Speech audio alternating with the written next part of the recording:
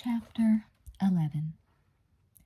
Late that afternoon, when I got home from the meeting, trying to tell myself I shouldn't call Annie because she should rest without interruption for her performance, Chad met me at the door, waving a long envelope that said Massachusetts Institute of Technology in the corner, and sure enough, it was an acceptance. It's amazing what hearing that someone wants you to go to their college can do for your ego. But when it's also the only college you really want to go to, and the only one you think can teach you what you have to know in order to be the only thing you want to be, well, it's like being handed a ticket to the rest of your life, or to a big part of it anyway. I couldn't hold all that in, so I did call Annie after all, and she'd gotten into Berkeley. We decided to go to the Brooklyn Botanic Garden the next day, no matter what, to celebrate spring and acceptances and the coming of vacation next week. Hers started the same day mine did and lasted as long, because there were going to be special teachers' meetings at her school after the official public school vacation week. Then, when I got off the phone and went to the dinner table, Dad produced a bottle of champagne, and so it was a very merry Winthrop family who went uptown that night to hear Annie sing.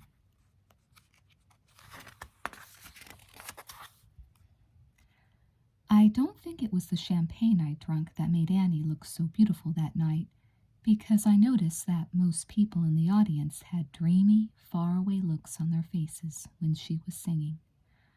For me, it was as if the concert were hers alone, although 3 other kids sang and someone played the piano. Very well, Mom said. Annie had on a long, light blue corduroy skirt that looked like velvet, and a creamy, long-sleeved blouse, and her hair was down over one shoulder, gleaming so softly under the lights that I found myself clenching my hands at one point because I wanted so much to touch it. Annie had said that she'd be singing more for me than for anyone else that night, and that there was one song in particular she wanted me to hear. When she began the only Schubert song on the program, she raised her eyes way over the heads of the audience, and her special look came over her face, and it was as if she poured everything she was into her voice. Listening to her brought tears to my eyes. Though the song was in German and I couldn't understand the words, it made me want to give Annie all of myself forever.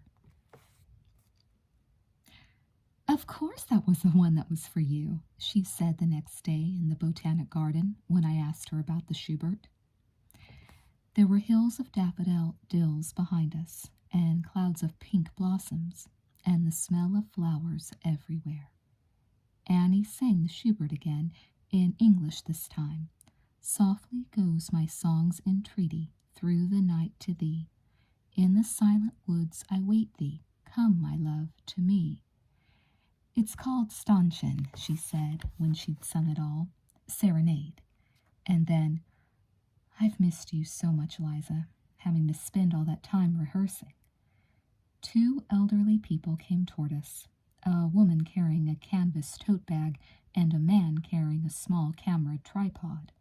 Their free hands were linked, and when they'd gone by, so were Annie's and mine.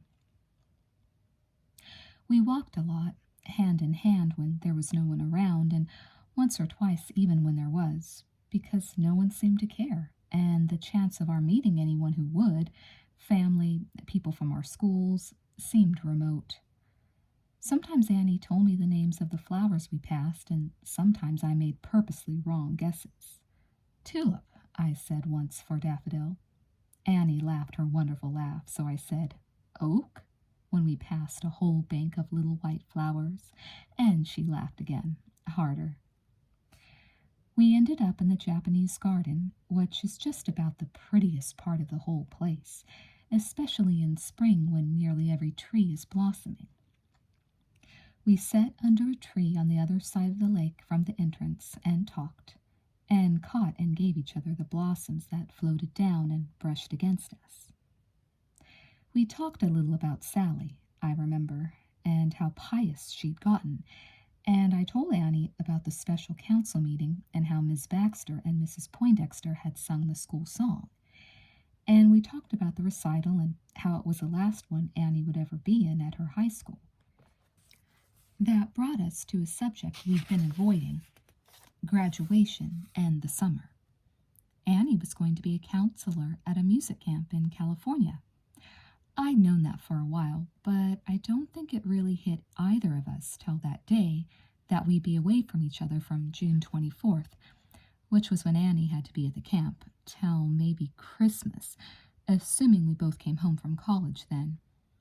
Until college acceptances had actually come, college had seemed so far in the future it couldn't touch us. Like old age, maybe.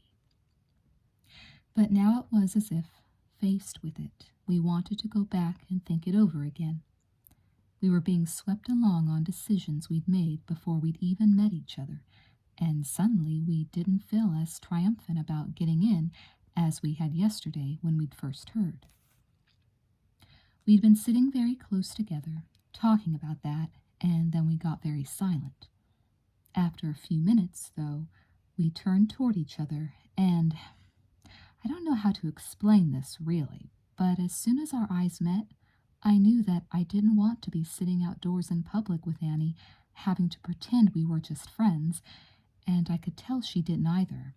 And we both knew that there was no problem now about our not wanting the same thing at the same time, and not much problem about being scared. "There's no place, is there?" Annie said. At least I think she did. If Annie did speak, I probably answered no, but I'm not sure if we actually said the words. We sat there for quite a while longer, Annie's head on my shoulder, until some people came around to our side of the lake. Then we just sat there, not being able to touch each other. That night, after Annie and I had spent the rest of the day walking, because there was nothing else we could do, I was lying in bed, not able to sleep, thinking about her, and this is embarrassing, but it's important, I think. It was as if something suddenly exploded inside me, as if she were really right there with me. I didn't know then that a person could feel that kind of sexual explosion from just thinking, and it scared me. I got up and walked around my room for a while, trying to calm myself down. I kept wondering if that kind of thing had ever happened to anyone else, and whether it could happen to anyone or just gay people. And then I stopped walking, the thought crashing in on me more than I'd ever let it before. You're in love with another girl, Liza Winthrop, and you know that means you're probably gay, but you don't know a thing about what that means. I went downstairs to Dad's encyclopedia and looked up homosexuality, but that didn't tell me much about any of the things I felt. What struck me most, though, was that in that whole long article, the word love wasn't used even once. That made me mad. It was as if whoever wrote the article didn't know that gay people actually love each other. The encyclopedia writers ought to talk to me, I thought, as I went back to bed. I could tell them something about love. Annie put her arms around me and kissed me when I told her. We were in her room. I'd come for Sunday dinner. "Encyclopedias are no good," she said, going to her closet and pulling out a battered, obviously second-hand book. "Patience and Sarah," it said on the cover, by Isabel Miller. "I've had it for a couple of weeks," said Annie apologetically.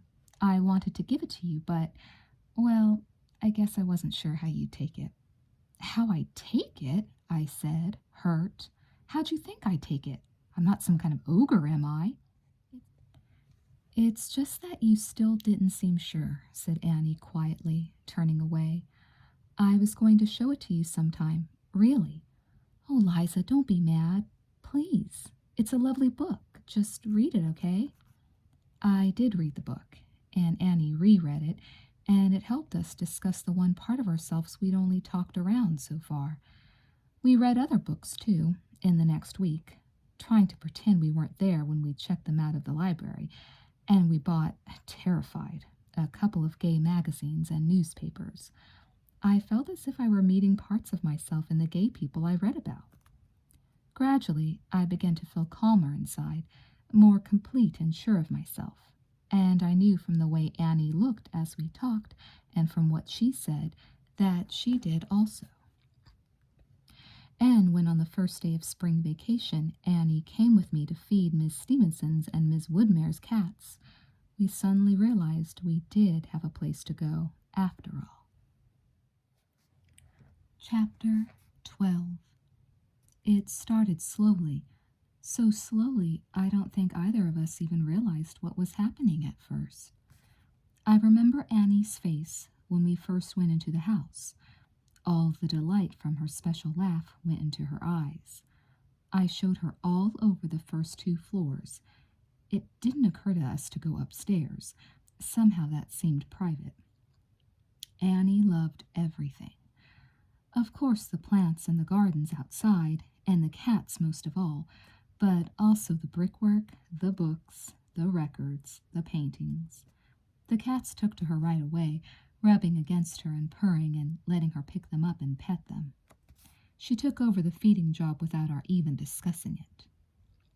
That first day, I stood in the kitchen leaning against the counter, watching Annie feed the cats, and I knew I wanted to be able to do that forever. Stand in kitchens watching Annie feed cats. Our kitchens, our cats. There she was, with her long black hair in one braid down her back, and her blue shirt hanging out around her jeans, and her sneakers with the holes in them, and a cat at each one, looking up and mewing. So I went over and put my arms around her and kissed her, and it became a different kind of kiss from any between us before.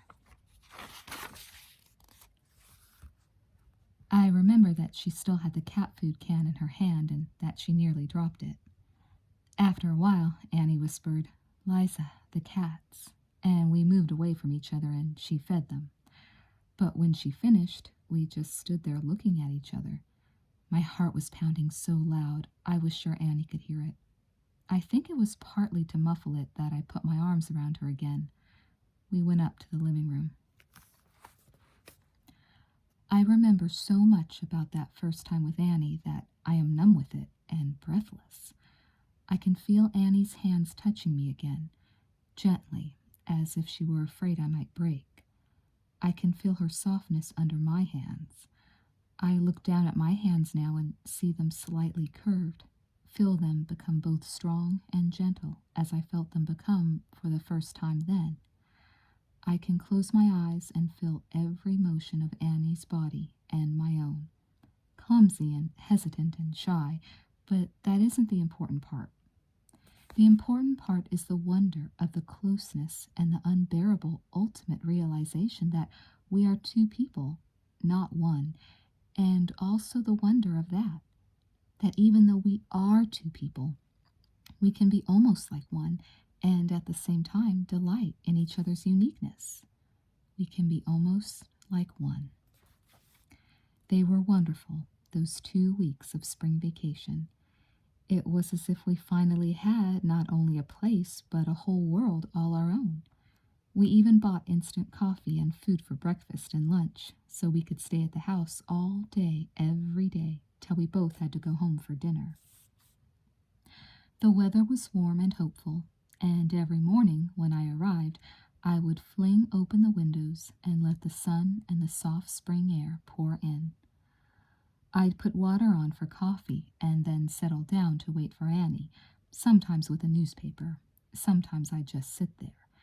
And pretty soon I'd hear the door latch turning. We had only one key, so I always left the door unlocked in the mornings. Annie could just come in, as if she lived there. One morning during the first week, I sat at the kitchen counter on one of 2 tall stools, watching the sun give the black cat's fur highlights like those in Annie's hair.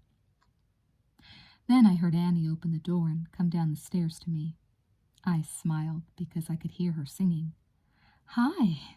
She kissed me and wriggled out of her lumber jacket, which by then I knew she had gotten second-hand from a cousin. "I got us some more of that Danish," she said, putting a paper bag on the counter.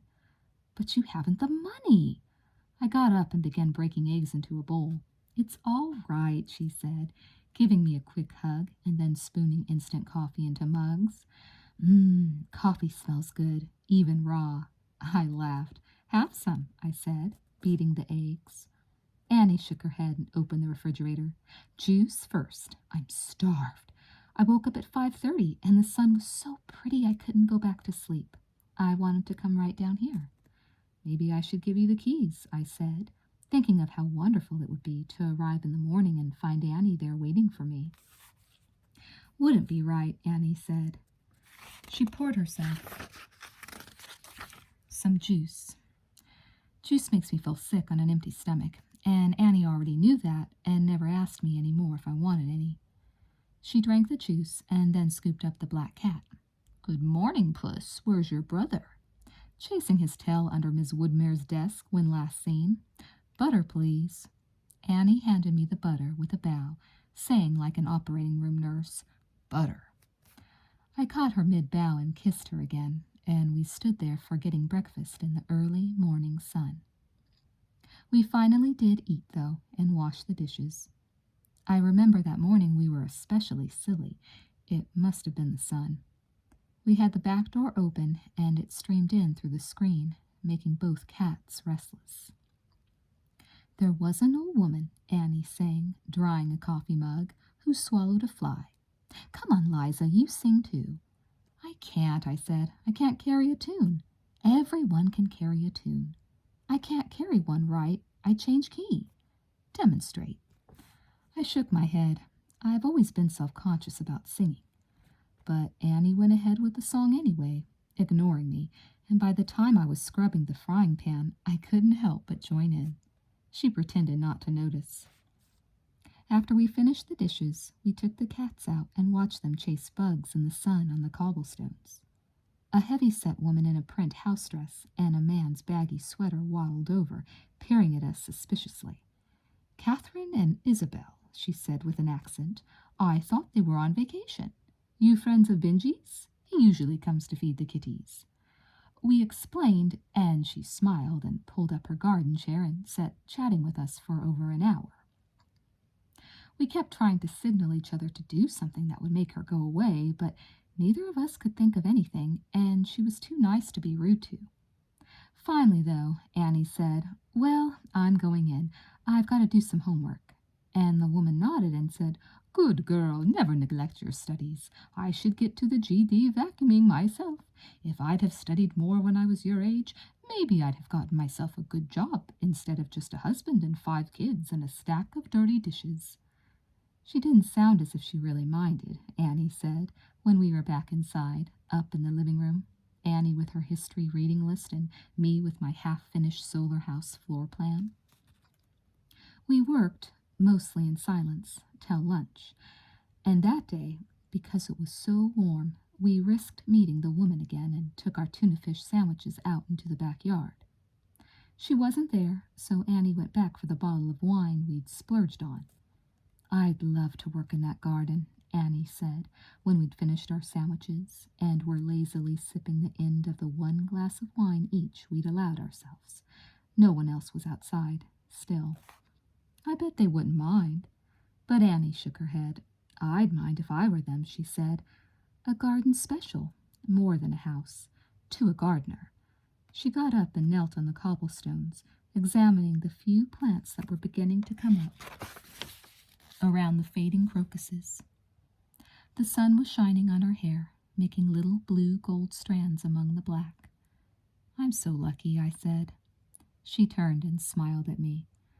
I hadn't even realized I'd spoken till she turned, her head tipped inquisitively to one side, her small round face and her deep eyes intent on me. So lucky, I said, holding out my hand. We went inside.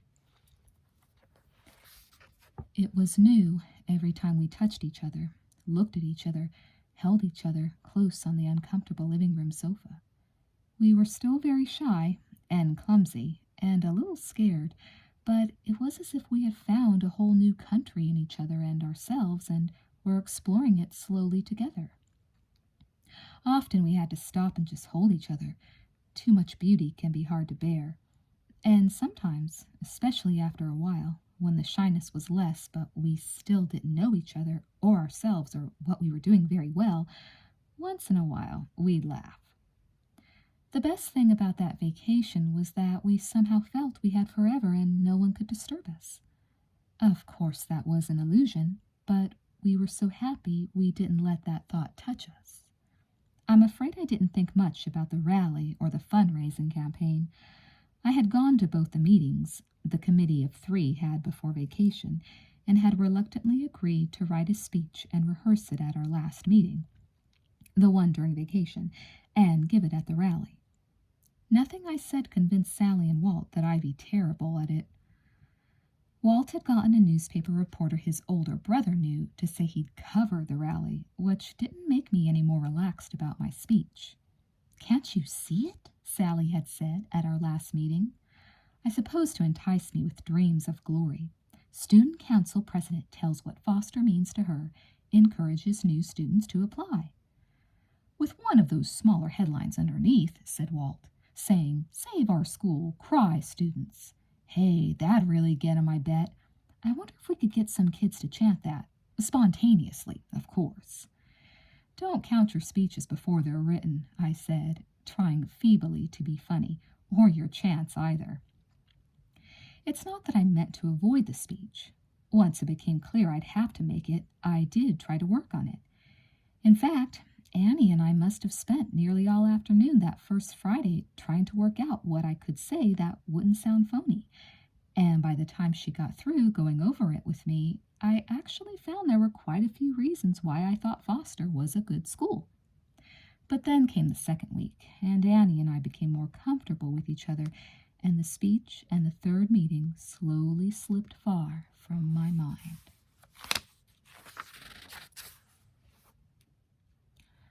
Chapter 13. It was nearly the end of vacation, a Thursday morning of the second week, that I couldn't find the orange cat. So when Annie got to the house, we both hunted in all the places we knew he usually hid. Finally, Annie said maybe he'd gone upstairs, and she went up to the 3rd floor to look for him. It's funny, since we were practically living in the house by then, but neither of us had yet been up there. I think we still felt it was private, that it was okay for us to take over the rest of the house, but not where Miss Stevenson and Miss Woodmere slept. After Annie had been upstairs for a few minutes, she called to me in a funny voice. "Liza," she said, sort of low and tense, "come here." I went up the narrow stairs and followed her voice into the larger of the 2 bedrooms. She was standing beside a double bed, the cat in her arms, looking down at the books in a small glass-fronted bookcase. I looked at them too. "Oh my God," I said then.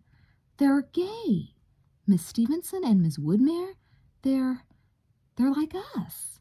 "Maybe not," Annie said cautiously, "but—" I opened the glass doors and read off some of the titles.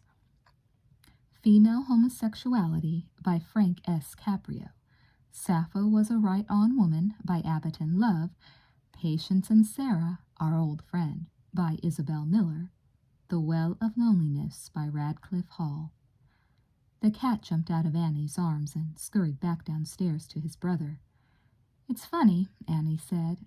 "I never met them, but from everything you told me, I wondered." "It never even crossed my mind," I said, still so astonished I could only stare at the double bed and the books. Certainly at school Miss Stevenson and Miss Woodmere never gave any hint of being gay, and then it hit me that the only hints I could think of were cliches that didn't apply to them, like acting masculine, or not getting along with men, or making teachers' pets of girls. True, once Miss Stevenson got mad when a kid made a crummy anti-gay remark, but I'd heard my own father do that, just as he did when someone said something anti-black or anti-Hispanic. Annie picked up one of the books and flipped through it. "Imagine buying all these books," she said. "Remember how scared we were?" I nodded. "God, some of these are old," Annie said, turning back to the books in the case. Miss Stevenson and Miss Woodmere must go back quite a long time." Then she closed the bookcase and came over to me, leaning her head on my shoulder. "It's terrible," she said, "for us to have been so scared to be seen with books we have every right to read." She looked up and put her hands on my shoulders. Her hands were shaking a little. "Liza, let's not do that. Let's not be scared to buy books or embarrassed. And when we buy them, let's not hide them in a secret bookcase. It's not honest. It's not right. It's a denial of everything we feel for each other. They're older. Maybe they had to. But, oh, Liza, I don't want to hide the best part of my life, of myself." I pulled her to me. She was shaking all over. "Annie, Annie," I said, smoothing her hair, trying to soothe her. "Annie, take it easy, love. I don't want to hide either, but the best part," Annie repeated fiercely, moving out of my arms. "Liza, this vacation, it's been—" She went back to the bookcase, thumping her palm against the glass doors. "We can't close ourselves in behind doors the way these books are closed in. But that's what's going to happen as soon as school starts. Just afternoons, just weekends. We should be together all the time. We should—" She turned to me again, her eyes very dark, but then she smiled, half merry, half bitter. "Liza, I want to run away with you, to elope, damn it." I know," I said. The bitterness had quickly taken over. I reached for her hands. "I know." Annie came into my arms again. "Liza, Liza, nothing's sure, but I'm as sure as a person can be. I want to hold on to you forever, to be with you forever. She smiled wistfully. "I want us to be a couple of passionless old ladies some day together, too," she said, "sitting in rocking chairs, laughing over how we couldn't get enough of each other when we were young, rocking peacefully on somebody's sunny porch." "On our sunny porch," I said, "in Maine." "Maine?" "Maine." We were both calmer now, holding hands, smiling.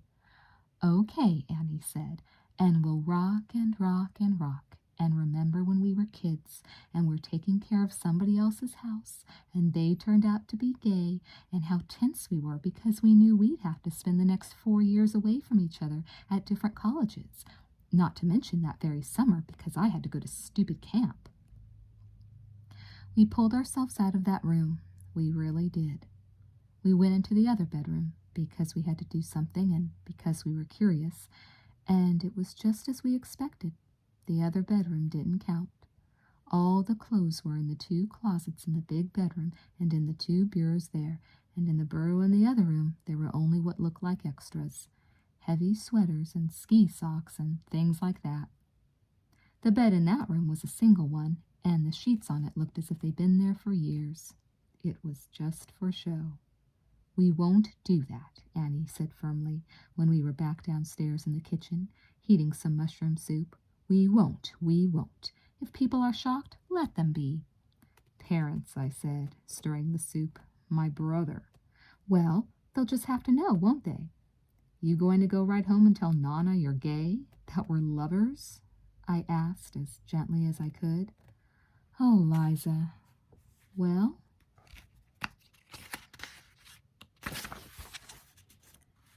"No, but—" I turned down the gas. The soup was beginning to boil. "Bowls."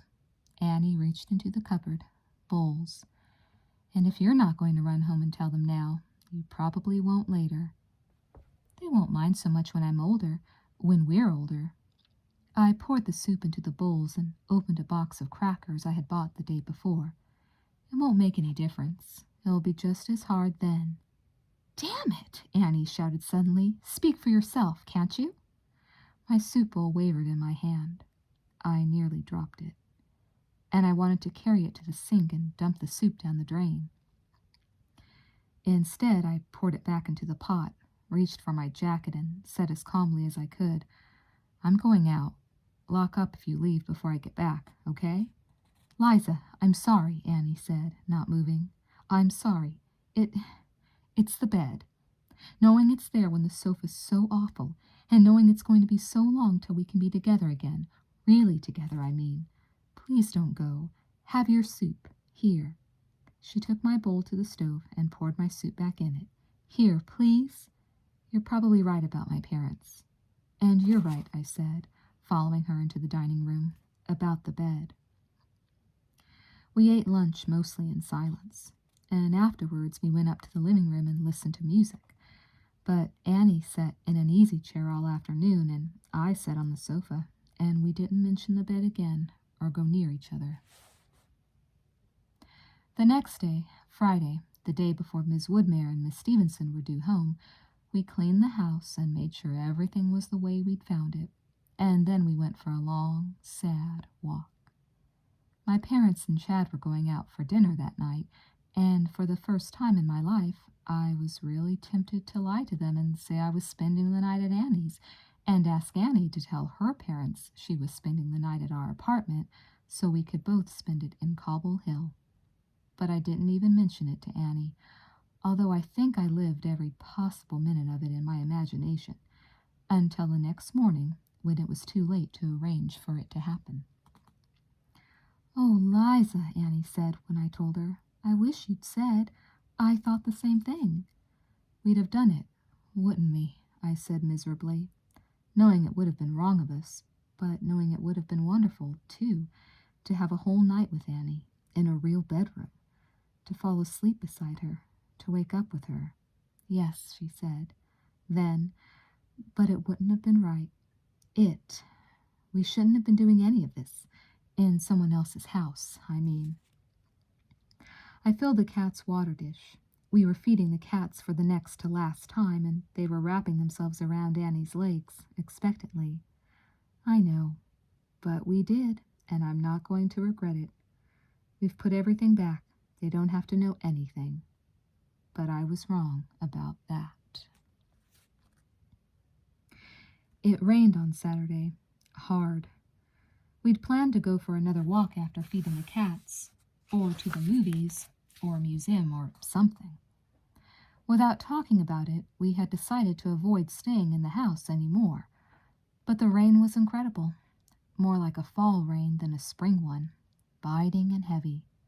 "Let's stay here," Annie said, watching the rain stream darkly past the kitchen window while the cats ate. "Let's just listen to music, or read. We can be, what should I call it? Good isn't the right word. Restrained? I'm not sure I trust us," I think I said.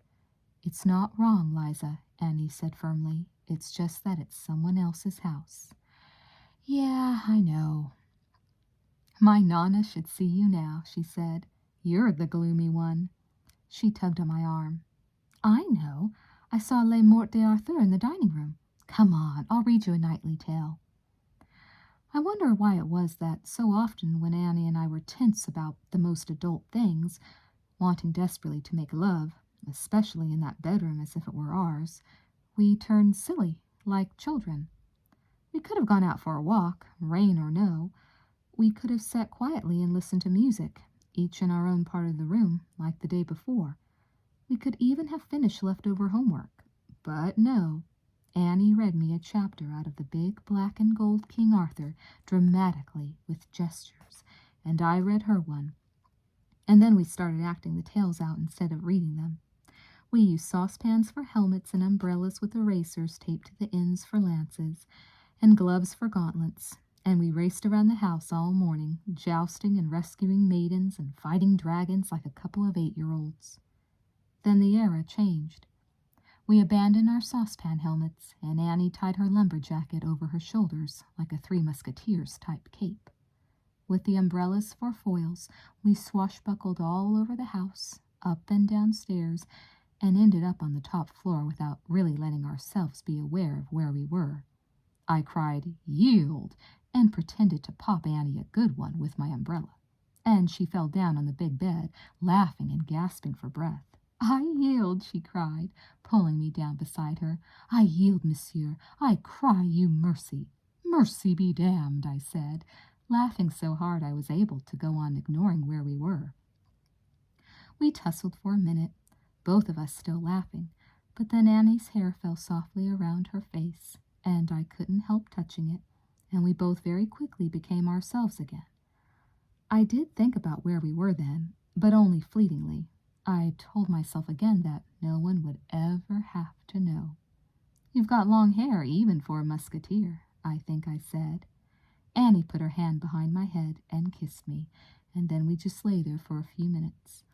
Again, I wasn't sure which was my pulse, my heartbeat, and which were hers. "There's no need for us to pretend to be other people anymore, ever again, is there, Liza?"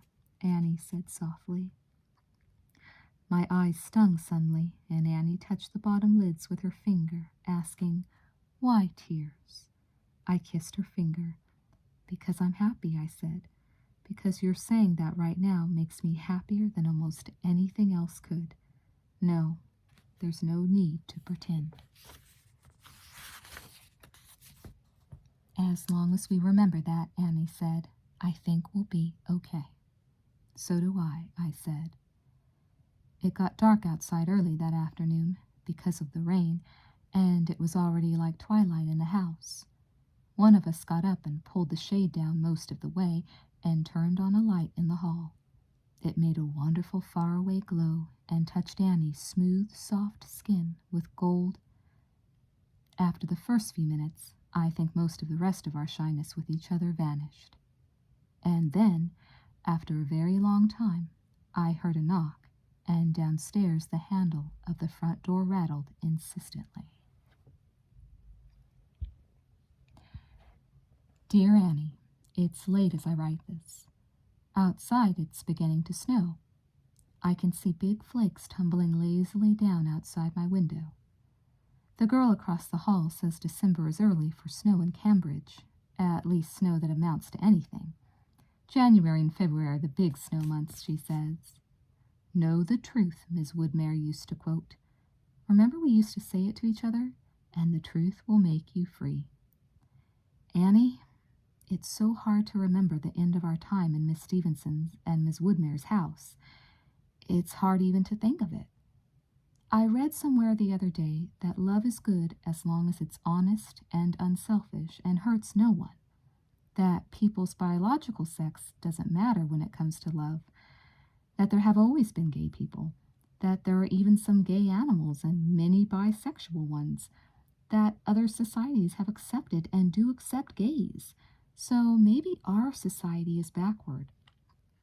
My mind believes that, Annie, and I can accept most of it with my heart, too, except I keep stumbling on just one statement: as long as it hurts no one.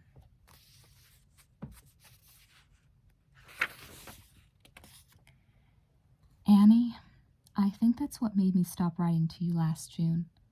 Will I write to you now? Will I send this letter, I mean? I've started others and thrown them away. I don't know if I'll mail this, but I think I'll keep it for a little while. Chapter 14. When the door handle rattled, Annie and I both froze and clung together. I have never been able to forget the look on Annie's face, but it is the one thing about her that I would like to be able to forget. The fear and horror and pain, where a moment before had been wonder and love and peace. "It's not either of them," I whispered to Annie, glancing at the clock on the night table. The clock said 6:30, and Miss Stevenson and Miss Woodmere had said they'd be home around 8. "Maybe if we just stay quiet," Annie whispered, still clinging to me. I could feel her shaking, and I could feel that I was shaking too. "Open this door," commanded a loud female voice. "Open it this instant, or I'll call the police." My legs were made of stone. So were my arms. Somehow I kissed Annie, somehow moved away from her and reached for my clothes. She sat up, holding the sheet around her. A kitten, I thought, looks like this when it's frightened and trying to be brave at the same time. "Stay here," I said. "I'm the one who's supposed to be feeding the cats. It's okay for me to be here." I was pulling on my jeans, trying to button my shirt. There wasn't time to put on anything else. The door handle rattled again, and there was more pounding. "Just a minute," I called as calmly as I could. I'll be right there. Liza, I'm coming too, Annie insisted. You can't go alone. It'll look worse, don't you see, if you're there? I whispered fiercely, pushing her back, her face breaking my heart. I'm coming, I called. Annie reached for my hand and squeezed it hard. You're right, she said, but be careful. And, Liza, you were right before, too. I wouldn't have gone home and told my parents. I tried to smile at her, and then I ran downstairs in my bare feet, trying to make sense out of my hair as I went, and trying not to fall over the saucepan helmets that were still on the floor. I switched on the light, opened the door a crack, and said, Yes? I tried to make it sound casual, but my voice was shaking so much I'm sure I sounded just as terrified as I was. There on the steps was Miss Baxter, and behind her, staring at my bare feet and at my not very well buttoned shirt, was Sally. For a minute, I think we all just stared. Then Miss Baxter steadied herself by holding on to the door frame and cried, Oh, dear heaven, Liza, are you all right? And then she barged right in past me, glancing quickly around the 2 rooms, and then I guess she saw the light in the upstairs hall, which of course neither Annie nor I had been calm enough to think of turning out. Miss Baxter headed for the stairs. I ran in front of her without even trying to be polite about it, but she brushed me aside. It was awful, like some terrible farcical nightmare. As soon as Miss Baxter reached the stairs, I realized Annie should probably have gotten up after all, and I prayed she'd hide in a closet or something. You can't go up there, I yelled, to warn Annie, but then Sally pointed to the head of the stairs and said in a choked voice, Who is that? I looked up and Annie, white-faced, bare-legged and barefoot in just her lumber jacket, ran past, trying, I realized, to hide in the second bedroom, but it was too late. Stop, Miss Baxter shouted. Who are you? Eliza? A friend of mine, I sputtered. It's all right, Miss Baxter. We've been taking care of Miss Stevenson's and Miss Woodmare's cats this vacation. But Miss Baxter, her face now set like an avenging angel's, was halfway up the stairs. You come down, I shouted crazily, afraid she might hit Annie in her righteous fury. Annie, realizing she'd been seen, was cowering uncertainly at the head of the stairs, but Miss Baxter just brushed past her, going into the main bedroom. Annie came downstairs and stood next to me, slipping her hand into mine. Sally was staring at our hands, I noticed, but I realized that couldn't make any difference now.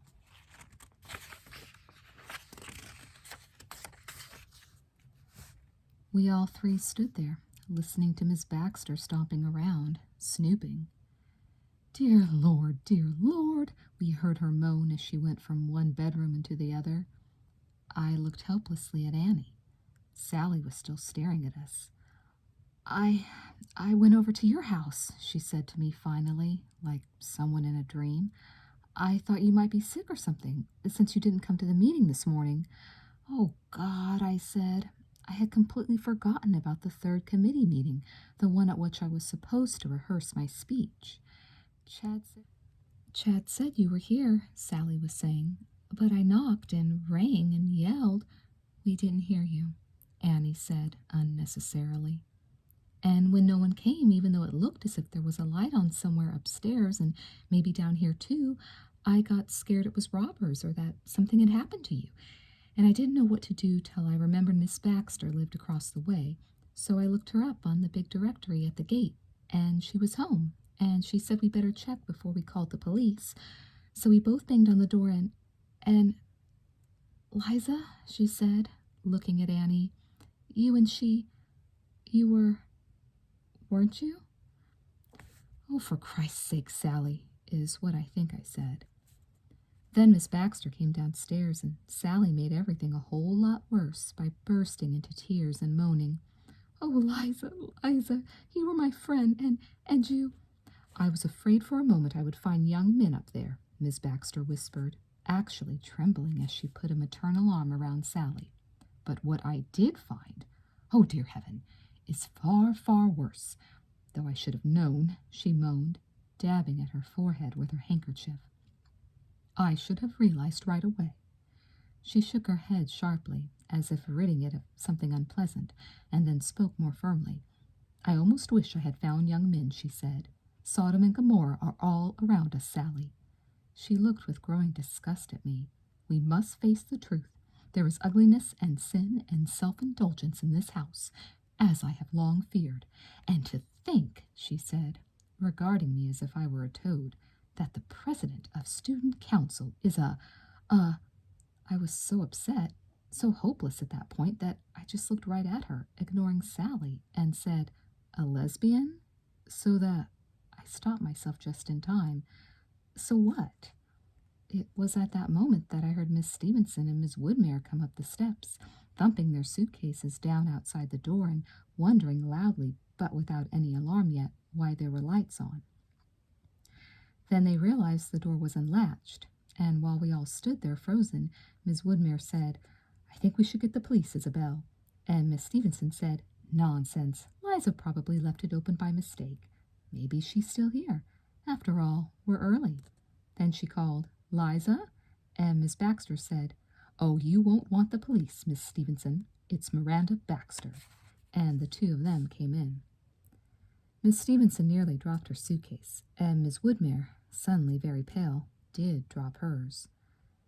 Good evening, Miss Baxter, said Miss Stevenson coldly, looking around. Sally, Liza.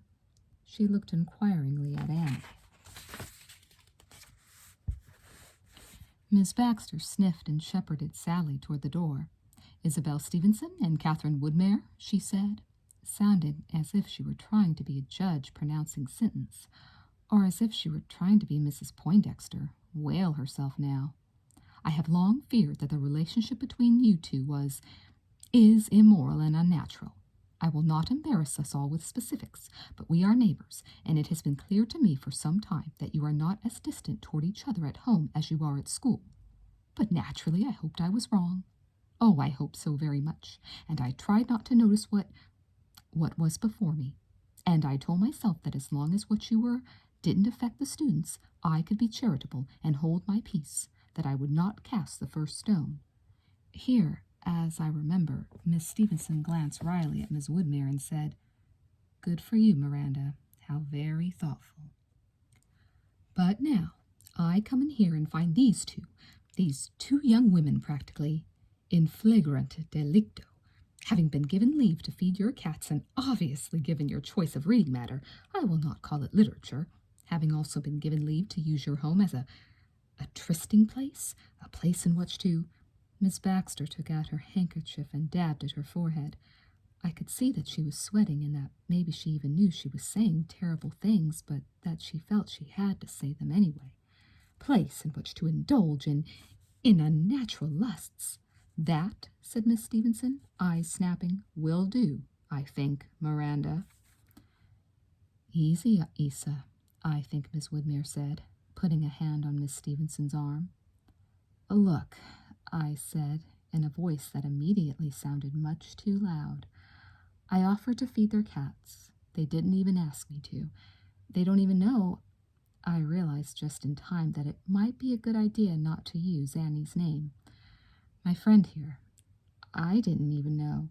Liza, Mrs. Stevenson interrupted. Thank God, because I think in my confusion I was starting to say I hadn't known Miss Stevenson and Miss Woodmere were gay. Liza, the less said, I think, the better.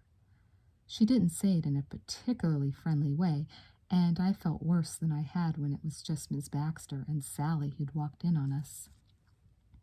All right, Miranda, Miss Stevenson was saying, her voice taut, like a lion on a leash.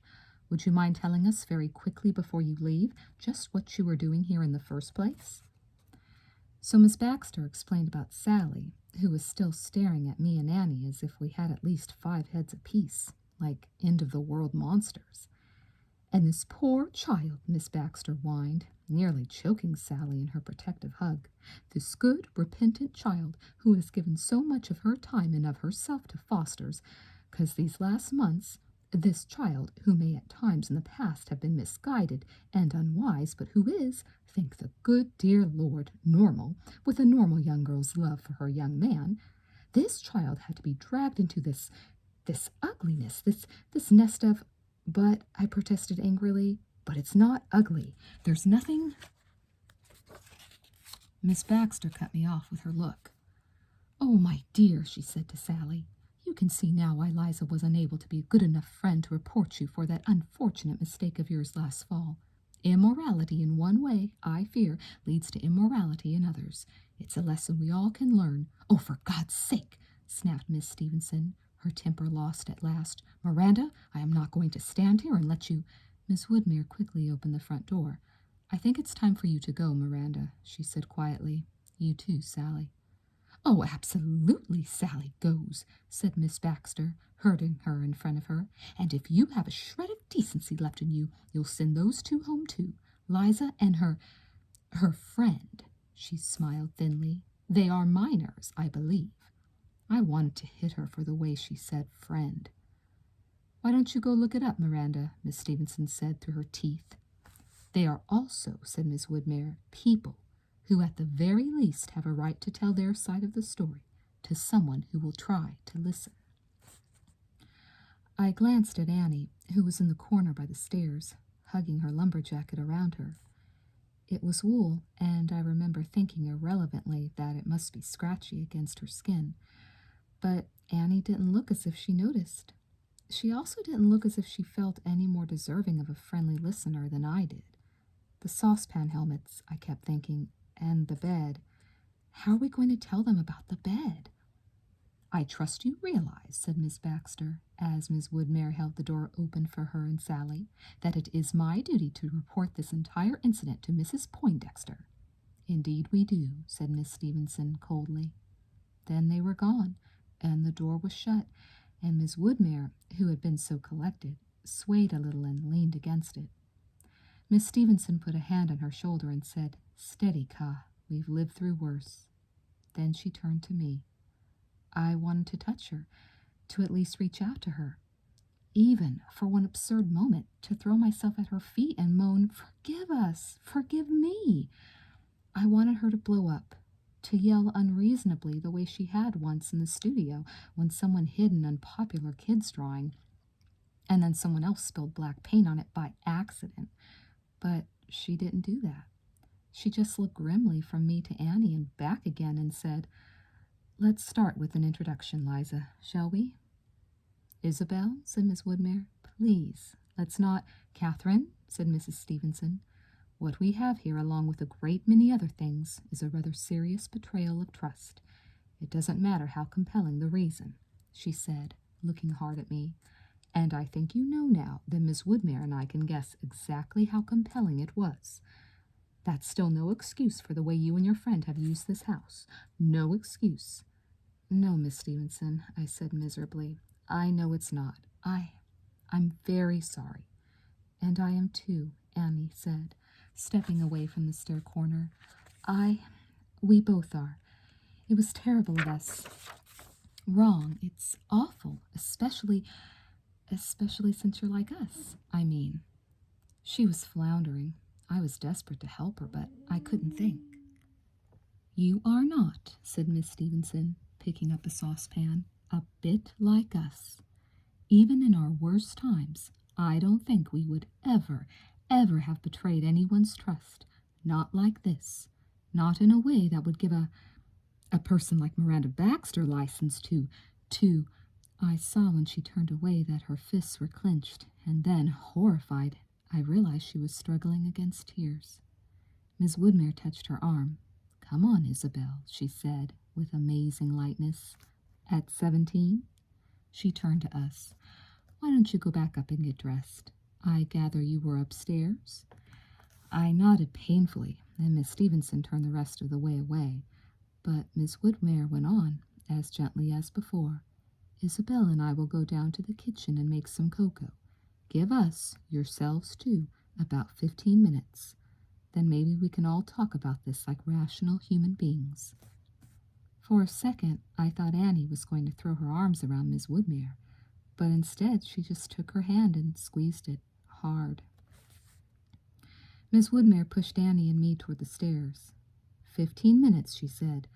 Come along, Isa. Coco. Coco? I heard Miss Stevenson exclaim as they went down to the kitchen and we went up to the 3rd floor. What I need is scotch, damn it, not cocoa. Well then, darling, you shall have scotch, I heard Miss Woodmere say, and then we couldn't hear any more. Chapter 15. We had the cocoa, and Miss Stevenson and Miss Woodmere had drinks. But even though for a minute or two it looked as if we'd be able to talk, that didn't last long. Miss Woodmere was the first to realize that we never had gotten around to the introduction Miss Stevenson had requested. When we went down to the kitchen, she put her hand out to Annie and said, I'm Catherine Woodmere, as Liza's probably told you, and that's Isabel Stevenson. Hi, Annie stammered. My name is Annie Kenyon. I'm a friend of Liza's. Miss Woodmere smiled wryly and said, You don't say. And we all laughed. We laughed again when Annie and I explained, a bit self-consciously, about the saucepan helmets. But after that we all got very stiff, Annie and me hiding behind our cups and Miss Stevenson and Miss Woodmere hiding behind their glasses. Miss Woodmere and Annie both tried to talk, but Miss Stevenson just sat there, not exactly glowering, but not very friendly either, and I couldn't say a word. Finally, after about 10 minutes, Miss Woodmere said, Look, I guess we're all too upset to sort this out tonight. Why don't you two go home for now and come back tomorrow? For lunch, maybe, or... Miss Stevenson glared at Miss Woodmere, and she went on quickly. Or after lunch, that would be better. Say around 2? Annie looked at me and I nodded, and then Miss Woodmere walked us upstairs to the front door. We stripped the bed, Annie said shyly, putting on her lumber jacket again. We could take the sheets to the laundry for you. That's all right, said Miss Woodmere, although she looked a little startled. But thank you. She smiled, as if she were trying to convey to us that everything would be all right, but I saw that her hand shook as she opened the door, and I hurried Annie out ahead of me. I walked Annie to the subway, but we were both too upset to talk. Annie gave me a quick hug right before she went through the turnstile. I love you, she whispered. Can you hold on to that? I'm trying, I said. I'm not even sure I said I love you back to Annie, although I know I was thinking it, and I know I thought it all that night when I couldn't sleep. Miss Stevenson and Miss Woodmere seemed a little calmer the next day, outwardly anyway, but Annie and I were both very nervous. Miss Stevenson came to the door in jeans and a paint-spattered shirt over a turtleneck. Her hair was tied back, and there was, I was glad to see, a brush in her hand. Hi, she said, a little brusquely, but smiling and seeming more relaxed and like herself, at least the self that I knew. She put down the brush. Come on in, Caw, she called up the stairs. It's Liza and Annie. Be right there, Miss Woodmere called back, and Miss Stevenson led us into the living room. The orange cat, who was lying on a neat pile of Sunday papers, jumped into Annie's lap as soon as she sat down. He curled up there, purring. He likes you, observed Miss Stevenson awkwardly, taking off her painty shirt and throwing it into the front room. I like him too, said Annie, stroking the cat. Then Miss Woodmere came downstairs, in jeans also, and I thought again about there being 2 comfortable old shoes and wondering if Annie and I would ever be like that. Well, said Miss Woodmere, sitting down on the sofa, I don't suppose any of us really knows how to begin. She smiled. It's funny, but the first thing that comes into my head to say is, how did you sleep last night? Horribly, said Annie, smiling also.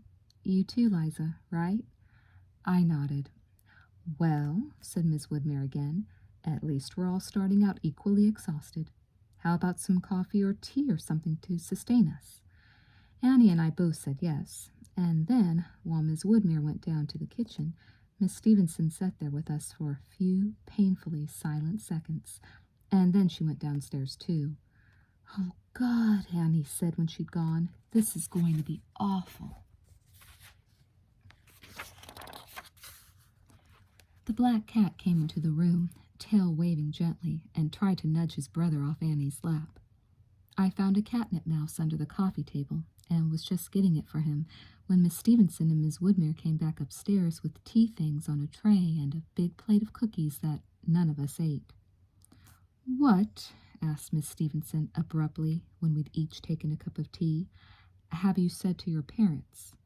"Nothing," we both said at the same time. "Do your parents know, about you?" We looked at each other. "Not really," I said. "I mean, we haven't told them or anything." "Once in a while we've gotten yelled at for coming home late or not calling," said Annie. "And Liza's father has said a couple of things about exclusive friendships and things like that, but that's about all." "They're going to have to know," Miss Woodmere said gently. "At least yours are, Liza. Mrs. Poindexter isn't going to keep quiet about this." "It was wrong of you to use our house like that," Miss Stevenson said, putting her cup down. "You know that, I think. But, well, I guess one of the things I remembered last night, with Ka's help," she looked at Miss Woodmere, "is just how hard it is to be 17 and in love, especially when you're gay. I was too angry last night to think very clearly, but, well, I think I should tell you that despite all the things I said about trust, Miss Woodmere and I might very well have done the same thing when we were 17. Especially," said Miss Woodmere, "if we'd had a house at our disposal, which we didn't." Annie's eyes met mine, and then she looked at Miss Stevenson and Miss Woodmere and said, You mean you've known each other that long?" "Yes," said Miss Stevenson, "but that's another story. I'm afraid that right now we have to deal with what's going to happen next." She patted her pockets as if looking for something. Miss Woodmere pointed to a pack of cigarettes lying on the coffee table. Miss Stevenson reached for them and lit one. "As I see it," she said, "we have two sets of problems. One is the accusation that's going to be made against you two, which really just means you, Liza, since Annie's not at Foster. That's why you'd better decide pretty quickly what to say to your parents. And we also have the accusation that's going to be made against us, against Ka and me." We went on for another hour or so, talking about it and trying to anticipate what was going to happen and trying also to figure out how best to handle it. I guess it helped. It made us feel a little better, anyway, but it didn't do any actual good. After we left Cobble Hill, Annie and I went to the promenade and walked until it was time for Annie to go home. "I think you should tell your parents, Liza," she said. "I know," I said uncomfortably. "But how? I mean, what am I going to say? Sally Gerald and Miss Baxter caught me and Annie making love at Miss Woodmere's and Miss Stevenson's house when we were supposed to be taking care of the cats."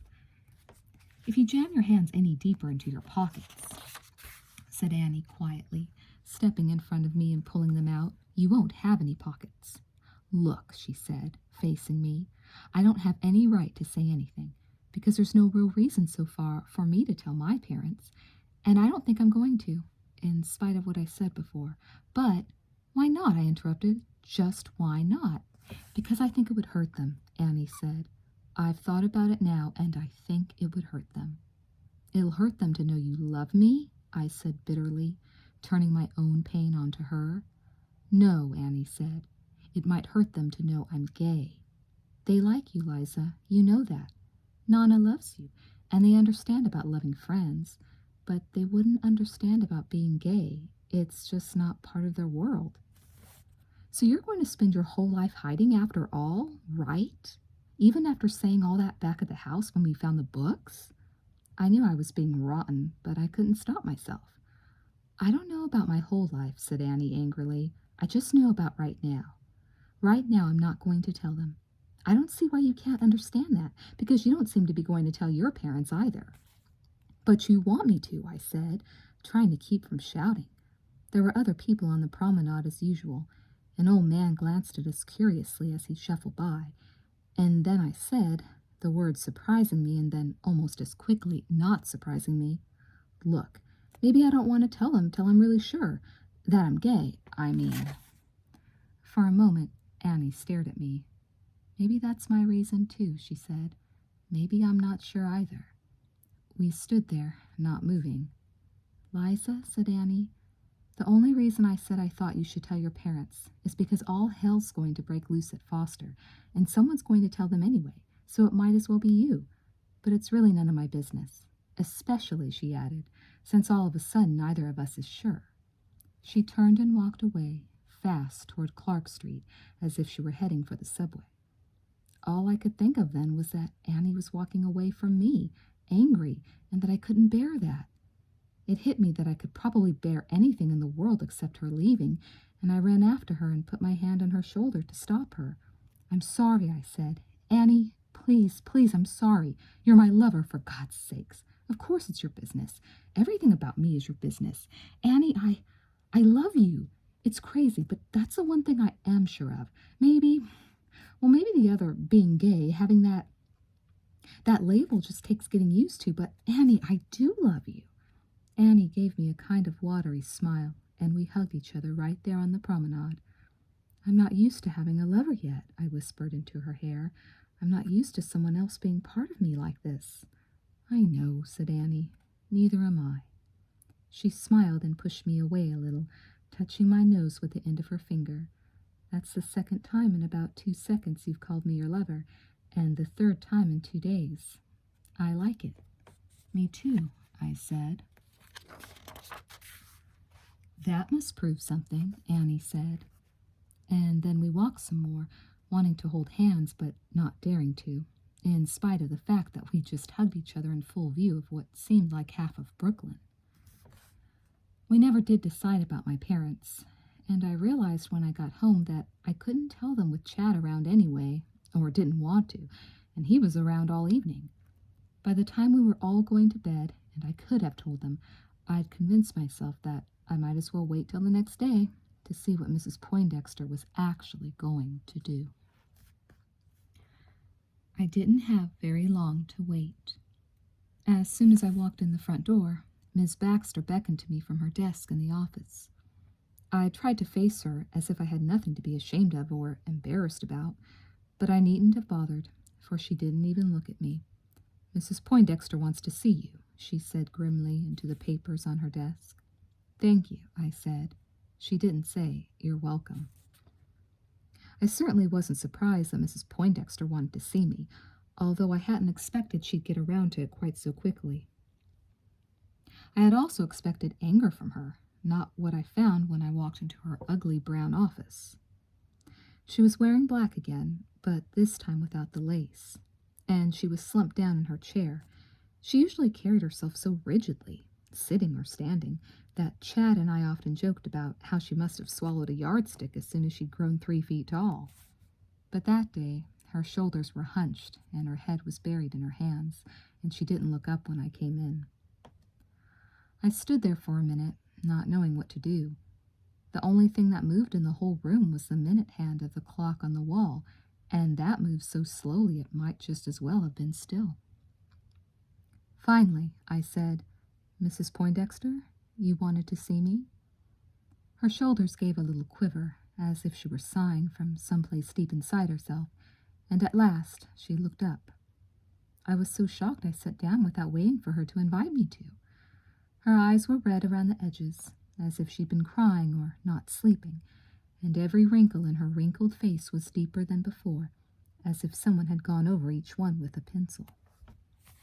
"Eliza," she said very softly. "Eliza, how could you? Your parents, the school. Oh," she moaned, "how could you?" "Mrs. Poindexter," I stammered stupidly. I didn't mean—" She sighed again, audibly this time, shook her head, and reached for the Kleenex box on her desk so she could blow her nose. "I don't know where to begin," she said. "I simply do not know where to begin. This school has nurtured you since you were a tiny child. A tiny child. How you can have gone so wrong, how you can be so ungrateful. It's beyond me, Eliza, simply beyond me." "Ungrateful?" I said, bewildered. "Mrs. Poindexter, I'm not ungrateful. Foster's done a lot for me, and I've always loved it. I'm not ungrateful. I don't understand what that's got to do with anything." Mrs. Poindexter dropped her head into her hands again, and her shoulders shook. Mrs. Poindexter, are you all right? No, she said, her head snapping up. No, of course I'm not all right. How could I be when Foster is not all right? Those teachers, just when... She put her hands flat on her desk, as if to steady herself, and brought her voice down to its normal register again. Eliza, she said, you are 17, aren't you? I nodded. Quite old enough to know right from wrong. Indeed, until now, you've shown a reasonable sense of morality, that stupid incident last fall notwithstanding. This may surprise you, but... Here, she smiled ruefully. I have even always felt a begrudging admiration for your stand on the reporting rule. Naturally, in my position, I have not been able to support you in that, and of course I have never been able to agree with your stand, because experience has taught me that most young people are not to be trusted. I have admired your idealism, however, but now you... Oh, God, I thought, why can't she just yell at me? Eliza, she said, looking out the window, I met Henry Poindexter, my dear late husband, when I was 17. If it had not been for my strong religious upbringing and his, we would have been weak enough to make a serious mistake within a few months of our meeting. Do you understand what I am talking about? I nodded again, surprised, trying not to smile nervously at the idea of there ever having been anything approaching passion in Mrs. Poindexter, even at the idea of her having been 17. Then I realized she couldn't see me, so I said yes. So I understand the pull that sex can have on young and inexperienced persons. I do not understand the pull of... She finally turned and looked full at me. Abnormal sex, but I am of course aware of adolescent crushes and of adolescent experimentation as a prelude to normalcy. In your case, had I only known about your unwise and intense out-of-school friendship in time, I felt my whole body tightening. Mrs. Poindexter, I said, it's not... She cut me off. Eliza, she said, almost gently, I'm going to have to suspend you, pending an expulsion hearing, of course. You know I have the authority to act without student counsel under extraordinary circumstances, which, when you are calmer, you will agree these are. I think you will understand that if it weren't for the fundraising campaign, we might have been able to handle this more delicately. But if one whisper of this scandal goes outside these walls... Her voice broke, and she closed her eyes for a moment. Then she pulled herself up and went on. A public scandal, she said, would not only mean the end of Foster's campaign, but the end of Foster as well. She looked at me severely, but I didn't know what to say. And of course, she went on, you must be punished for using someone else's home in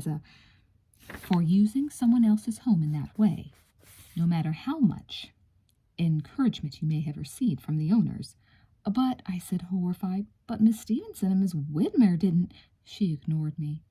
She closed her eyes again and spoke quickly, as if she were reciting, as if she'd written out the words and memorized them the night before.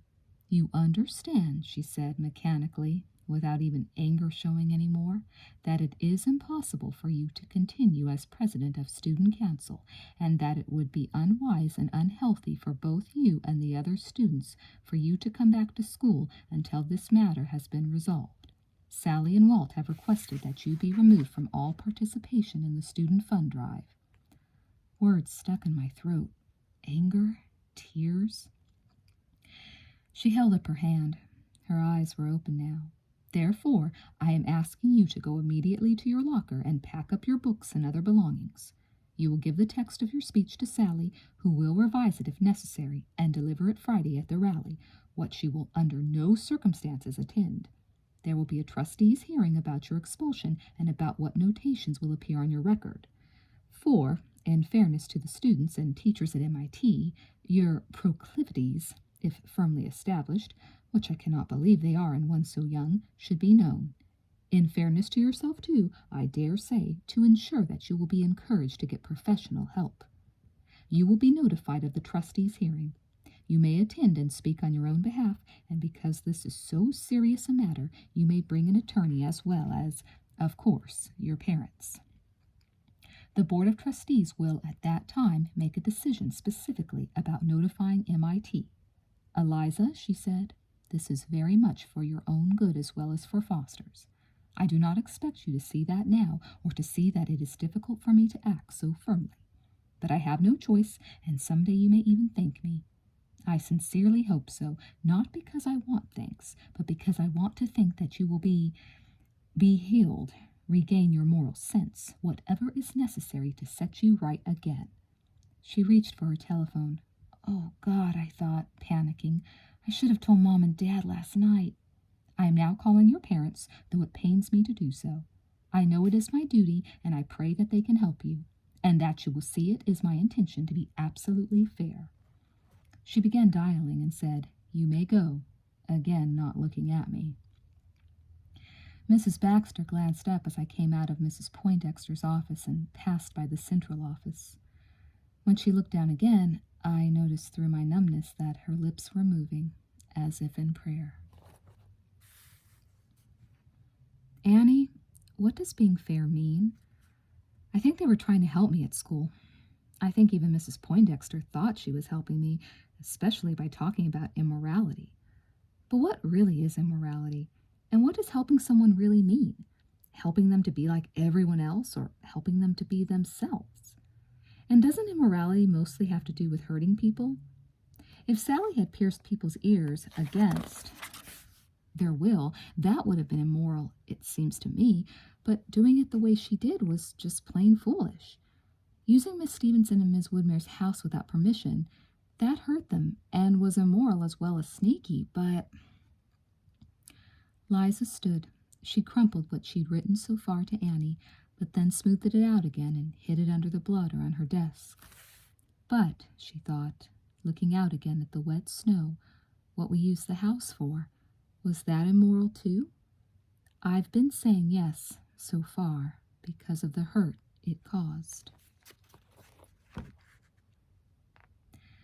Before I went home that morning, I went down to the basement to clean out my locker. Luckily, not too many kids were free first period.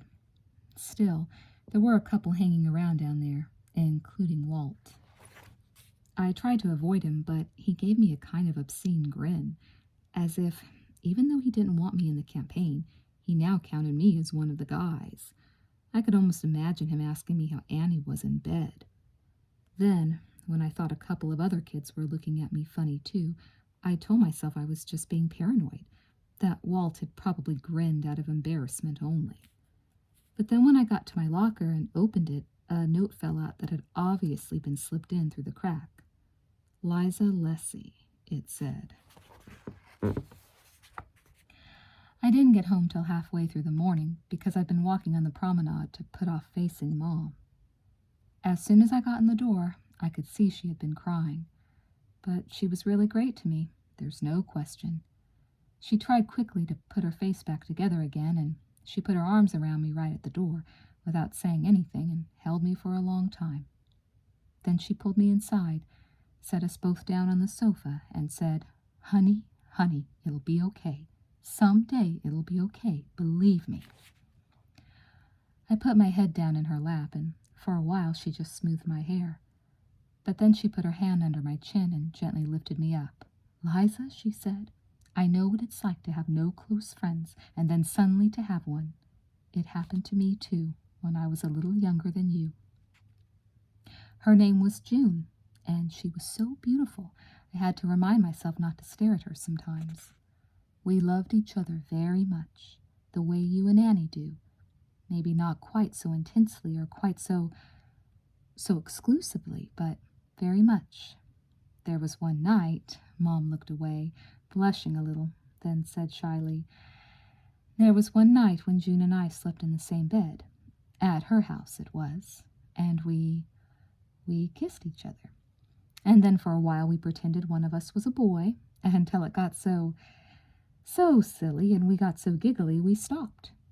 Honey, lots of girls do that kind of thing. Boys do. Maybe boys more than girls. It doesn't mean anything unless... Well, I don't suppose I have to draw any pictures. You're nearly grown up. But what I think I'm trying to say is that sexual feelings, can be all mixed up at your age. That's normal, and it's normal to experiment. I couldn't help it. I knew I had to leave or blurt out angry words I'd be sorry for later. She was making it impossible for me to tell the truth. I wasn't sure I wanted to anyway, but how could I even think of it now? I wrenched myself away from her and ran into the bathroom, where I let the cold water flow till it was nearly ice, and splashed it on my face over and over again. I tried to think. I tried so hard to think, but there was only one word in my mind, and that word was Annie. When I went back into the living room, Mom was standing at the window, looking out at the new leaves on the ginkgo tree outside the window.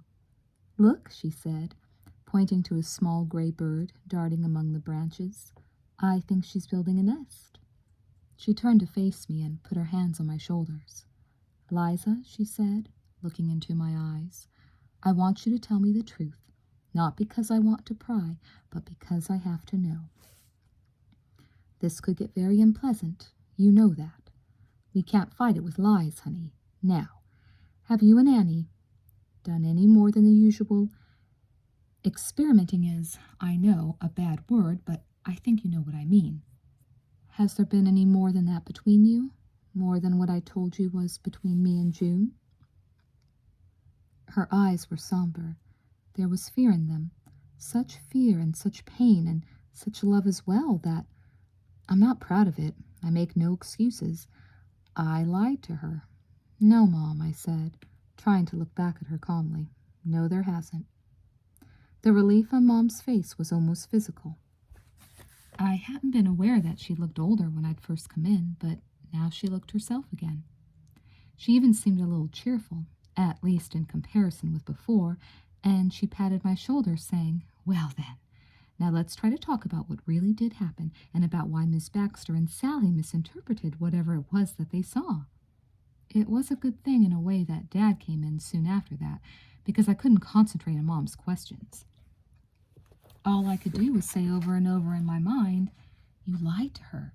You lied to your own mother for the first time in your life. You lied." When Dad came in, Mom had called him at the office, I found out later, and he'd come home in a cab, not even waiting for the subway. When Dad came in, his face was gray. Mom got up from the sofa immediately. I couldn't move, and said, "It's all right, George. Liza isn't sure why Miss Baxter and Sally got so mixed up, but it was all a terrible mistake. I imagine that both Miss Baxter and Mrs. Poindexter overreacted, especially Mrs. Poindexter. You know how old she's getting, and the campaign is so—" But I could see right away that Dad wasn't paying any attention to that. He wasn't even hearing it. Mom sat back down on the sofa next to me, and Dad looked at me, right at me, with his honest brown eyes, and said, "Liza?" And, "Oh, God," I said, "Dad, can I get you a drink?" "No, thanks," he said, and he went into the kitchen himself and made drinks for him and Mom. "Look," Dad said carefully, sitting down in his big chair, "this is hard to say. I don't even know how to begin to approach this, but first of all, I want you to know that I'll go along with whatever you decide to do. Liza, I'll support you, whatever's true. You're my daughter." I kept saying that to myself over and over in the cab on the way home. "She's my daughter. My—" "George," Mom began, but he ignored her. "You're my daughter," he said again. "I love you. That's the main thing, Liza, always." He smiled weakly, ear-piercing and all. His smile faded. "But I have to tell you, Liza, and I've said even less to your mother about this than I've said to you, except when you've been late, that as much as I like your friend Annie and admire her singing voice, fond of her as I am, I haven't been blind to how intense you are about her, how intense you both are." My stomach felt as if icicles were forming in it. "George," Mom said again. She had taken only one small sip of her drink. She was holding it as if she'd forgotten it, and any moment it would slip out of her hand, unnoticed. "George, adolescent friendships are like that, intense and beautiful." She put her arm around me. "Don't spoil it, don't. This is awful for Liza, for all of us. It must be awful for poor Annie, too. And think of Miss Stevenson and Miss Woodmere." "Yes," said my father, a little grimly. think of Miss Stevenson and Miss Woodmere." My mother looked surprised. The icicles in my stomach extended slowly to the rest of my body. "I've always wondered about those two," Dad said. Then he slammed his drink down. "Oh, look," he said. "What difference does it make if a couple of teachers at Foster are lesbians? Those two are damn good teachers and good people, too, as far as I know. Miss Woodmere especially. Look at the poems Chad's written this year. Look at how good Liza suddenly got in English. The hell with anything else. I don't care about their private lives, about anyone's. At least I—" He picked up his drink again and took a long swallow. "Liza, damn it, I always thought I was, well, okay about things like homosexuality. But now when I find out that my own daughter might be—" "She's not. She told me she and Annie are friends only," Mom insisted. I wanted to tell Dad then. I wanted to tell him so much I was already forming the words. And if I hadn't already lied to Mom, if we'd been alone then, I think I would have. "Liza," my father said, "I told you I'd support you, and I will. And right now, I can see we're all too upset to discuss this very much more. So in a minute or two, I'm going to take you and your mother and me out to lunch. But, honey, I know it's not fashionable to say this, but, well, maybe it's just that I love your mother so much and you and Chad so much that I have to say to you I've never thought gay people can be very happy. No children, for one thing. No real family life. Honey, you are probably going to be a damn good architect, but I want you to be happy in other ways too, as your mother is. To have a husband and children. I know you can do both. I am happy," I tried to tell him with my eyes. "I'm happy with Annie. She and my work are all I'll ever need. She's happy too. We both were, till this happened." We had a long, large lunch, trying to be cheerful and talking about everything except what had happened. Then my mother took me shopping, saying we might as well use the time to start buying me clothes for MIT.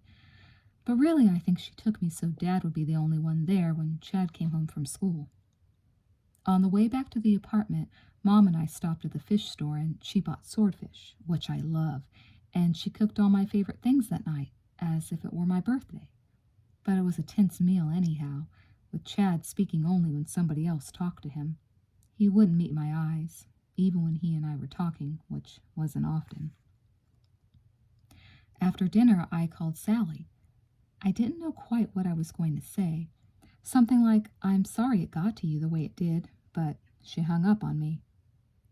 Later that night, when Annie called, I was so worked up that all I could do on the phone with her was cry.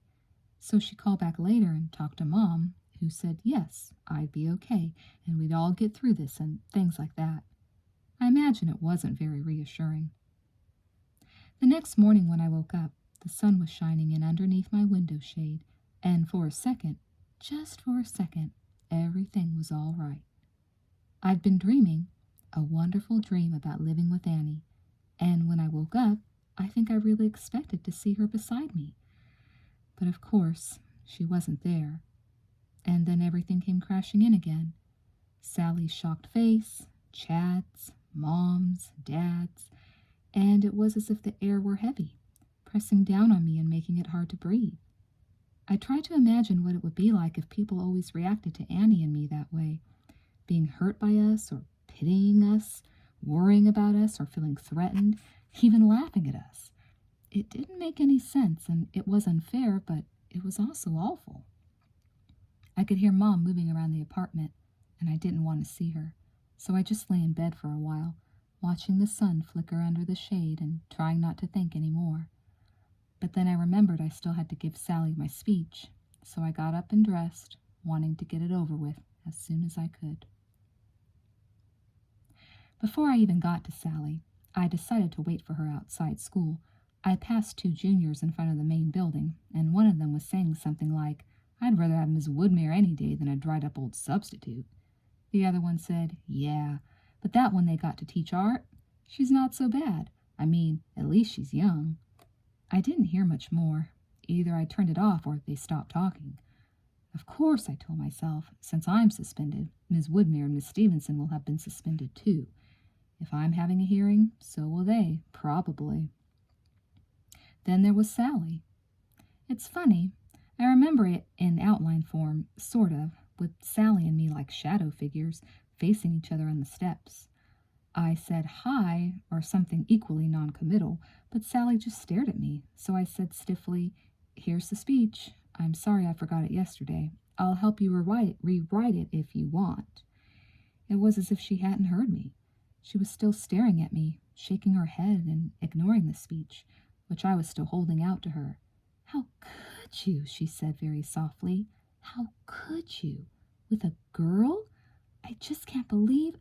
I mean, think if someone else had found out. Someone outside. Walt said it could kill the campaign.